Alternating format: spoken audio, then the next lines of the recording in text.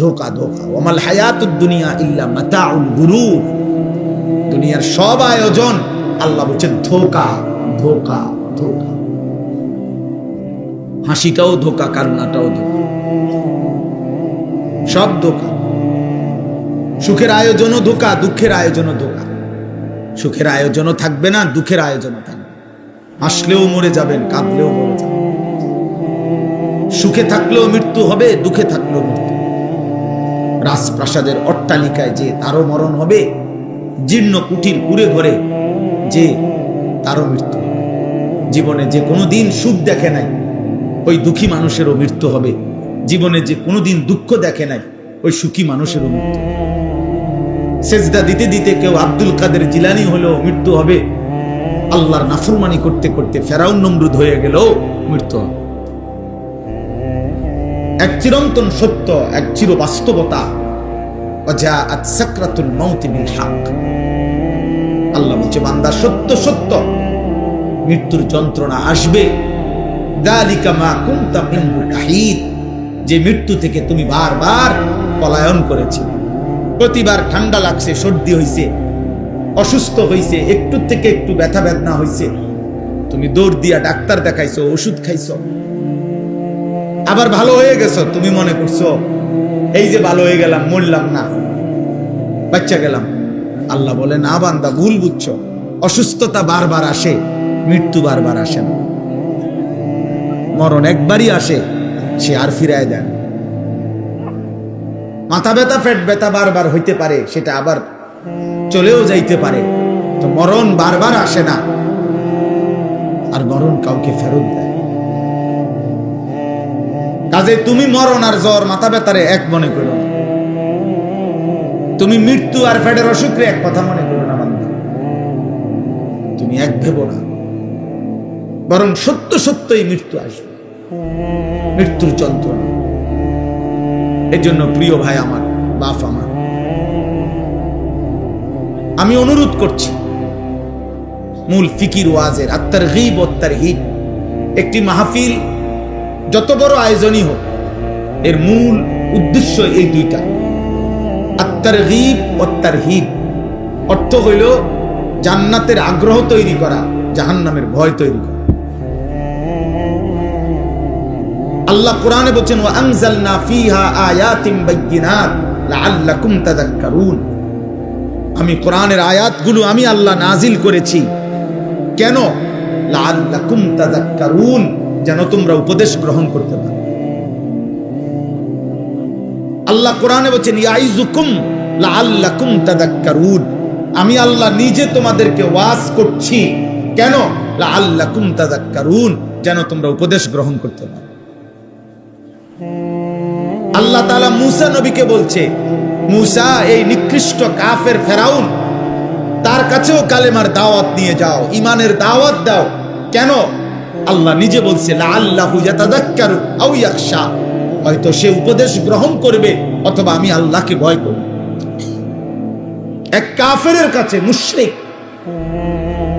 নিকৃষ্ট কাফের, যে আল্লাহ দাবি, খোদা দাবি করছে নিজেকে, এমন খোদা দাবিদার, তার কাছে পর্যন্ত আল্লাহর কথা পেশ করার মাকসাদ আল্লাহ নিজে বলছে যে সে যেন উপদেশ গ্রহণ করে অথবা আল্লাহকে ভয় করে। তাহলে আমাদের কাছে উদ্দেশ্য কি? তাই আমাদের কাছে উদ্দেশ্য কি? একটা প্রদর্শন, এটা দেখাই দিলাম আমরাও পারি, এটাই মাকসাদ। কথা বলেন না? লোক হইছে, একটা মাহফিলের পরে এতটুকুই শুধু আলোচনা হইল যে লোক হইছে। হ্যাঁ, তো লোক হইছে, তো এখন মাশাআল্লাহ অনেক লোক হইছে, তারপরে কি হইছে? লোক হইছে, বুঝলাম, ধরে নিলাম। তো এখন কি? সকাল থেকে কি বেটা লোক হইছে, আর এখন আপনার অর্থাৎ যারা আয়োজন করছে তা করে আগামীকাল লোকজনে মাথা তালগি দিয়ে লই আসবো, ঠিক না? লোক হইছে না? তো এটা কি বলেন? তাইলে বিষয়টা এটা না। লোক কম না বেশি? আমি 4 জন মানুষের সামনে বয়ান করছি, 3 ঘন্টা, 70 জন মানুষ গুণা, 50 জন মানুষ, 20 জন মানুষের সামনে 4 ঘন্টাও বয়ান করছি একটা সময়, সেই আরো 10 বছর আগে, 15 বছর আগে। তাইলে দোস্ত এটা কোনো খোদার কসম কোনো বিষয় না, এটা নিয়ে কোনো পেরেশানি হওয়ার কিছু নাই। যুবক ভাই, আল্লাহর তো হয়, তোমাদের কাছে অনুরোধ প্রিয় ভাই, তোমরা এই খ্যাতি কিংবা জনপ্রিয়তার জন্য কারো পিছনে দৌড়ায় না। তোমরা অনেক ছেলে মাশাআল্লাহ আসছো দোস্ত, আমার একজন বক্তা দেখতে আসছো ঠিক তো, কিন্তু যারা আজকে এশার নামাজ পড়লা না, মাগরিবের নামাজ পড়লা না, বন্ধু আমারে দেখে তোমাদের কি হবে? আমি আসছি তো, দেখছো তো, এখন বেনামাজি তুমি এখন চলে যাও,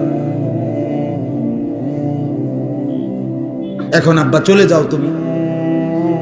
বেনামাজি তো নিকৃষ্ট, যার কপালে সেজদা নাই, তো এ আসমানের নিচে জমিনের উপরে সর্বশ্রেষ্ঠ গাদ্দার, এই সৃষ্টির সবচেয়ে নিকৃষ্ট অসভ্য বেয়াদব, যার কপালে সেজদা নেই। ও রাজিম, ও এই পরিমাণ বিতাড়িত, যাকে পাথর মেরে মেরে বিতাড়িত করা উচিত তাকে বলে রাজিম। এজন্য যেদিন সেজদা দেয় নাই সেদিন আল্লাহ বলছে, ইবলিস ফাখরুজ ফাইন্নাকা রাজিম, বের হবে ঈমান, ফাইন্নাকা রাজিম। আল্লাহ বলছে, ইবলিস আজকের থেকে তুমি অভিশপ্ত, আজকে তুমি মাতরুদ, বিতাড়িত। আর আরবিতে রাজিম বলা হয় ওই ব্যক্তিকে যাকে মূলত পাথর মেরে মেরে তাড়ায় দেওয়া উচিত। রজম। এই জন্য বিবাহিত পুরুষ এবং বিবাহিত মহিলা যদি জিনা করে, ইসলামী শরীয়তের শাস্তি হলো রজম, মানে পাথর মেরে মেরে হত্যা করা। এই শয়তানের জন্য আল্লাহ এই শব্দ ব্যবহার করছে, রাজিম। আউযু বিল্লাহি মিনাশ শাইতানির রাজিম। আর এটা আল্লাহ ওই দিন বলছে যেদিন সেজদা দেয় না। খোদার কসম, এটা কোরআন শরীফের আয়াত। এই জন্য বেনামাজি যাদের কপালে সেজদা নাই, তুমি এই সমাজের এতটা ঘৃণিত ব্যক্তি যে তোমারে পাথর মারতে মারতে তাড়ায় দেওয়া উচিত।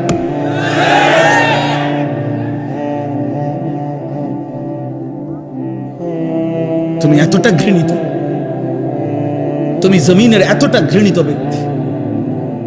ওয়া ইন্না আলাইকাল লা'নাতা ইলা ইয়াউমিদ্দিন। আল্লাহ বলছে, ইবলিস আজকের থেকে নিয়ে কিয়ামত পর্যন্ত তোর উপরে আমি আল্লাহর লানত। এই যেদিন সেজদা দেয় নাই সেদিন বলছে। প্রিয় ভাই মাওলানা গাজী ইয়াকুব উসমানী বলছে, দোস্ত ফজরের নামাজ পড়তে, আলহামদুলিল্লাহ সারা বাংলাদেশে আমরা এই মেহনত করি, ফজর ক্যাম্পেইন, ফজরের প্রচারণা। রাসূলুল্লাহ সাল্লাল্লাহু আলাইহি সাল্লাম বলছে, ফজরের নামাজ যে পড়ে না, নবী একাধিকবার বলছে, রাসূলুল্লাহ সাল্লাল্লাহু আলাইহি সাল্লামের একেবারে বুখারীর হাদিস, মুসলিম শরীফের হাদিস, সর্বাধিক বিশুদ্ধ কিতাবের হাদিস, নবীজি বলছেন, ফজরের নামাজ যে পড়ে না সে মুনাফিক, মুনাফিক, মুনাফিক, মুনাফিক, মুনাফিক। আর নবী যদি বলে তোমারে মুনাফিক, এবার হাসরের ময়দানে সুপারিশ তোমার কোন আব্বাই করবে তুমি ঠিক করে নাও। যিনি সুপারিশ করবে তিনি তো বলছে তোমারে মুনাফিক, আর তিনি মুনাফিকের জন্য সুপারিশ করবে না। এবার তোমার কোন আব্বাই তোমার জন্য সুপারিশ করবে, তুমি তোমার বাপের লগে কথা কইয়া দাও, তুমি কথা বলে রাখো। হাউজে কাউসার তোমার কোন আব্বাই দিব, তোমার ওই আব্বার লগে তুমি কথা বলে রাখো।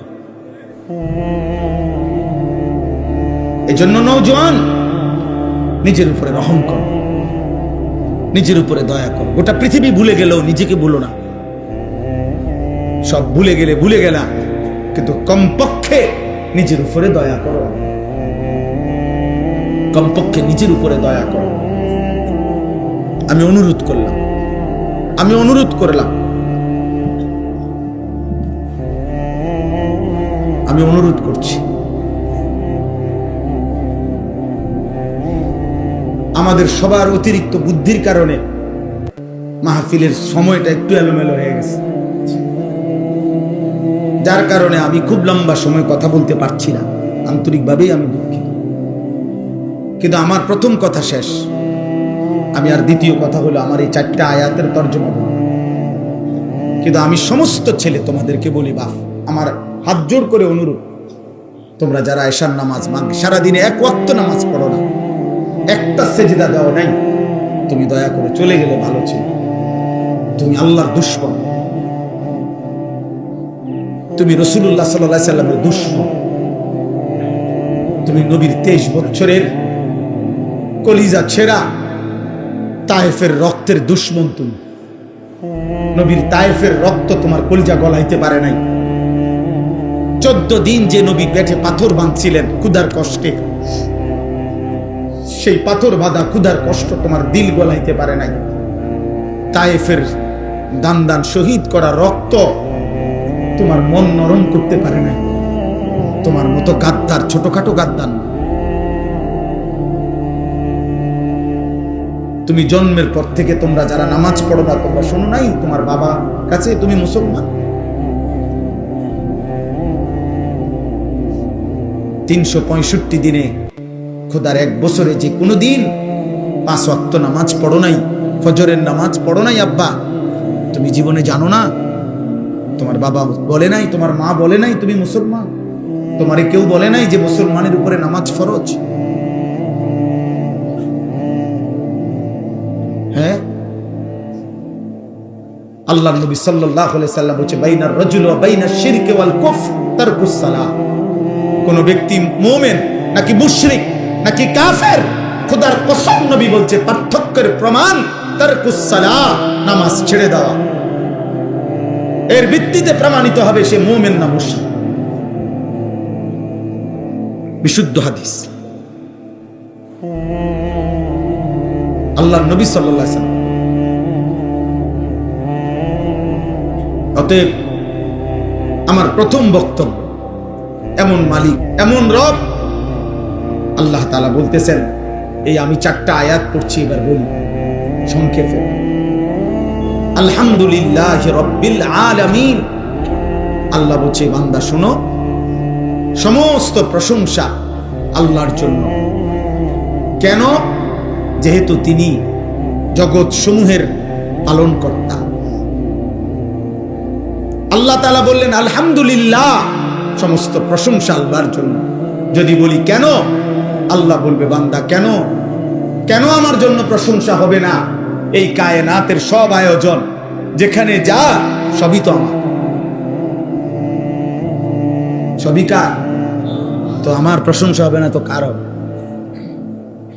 এই সৃষ্টির চারিদিকে যত আয়োজন, ভালোবাসার যত রং, যত প্রিয় জিনিস, যত পছন্দ, যত ভালোবাসা, যত আবেগ, যত অনুভূতি, যত ফিকির, যত চেষ্টা, যত মেহনত, যেখানে যত আয়োজন, সবকিছুই তো বান্দা আমার দেওয়া, আমার।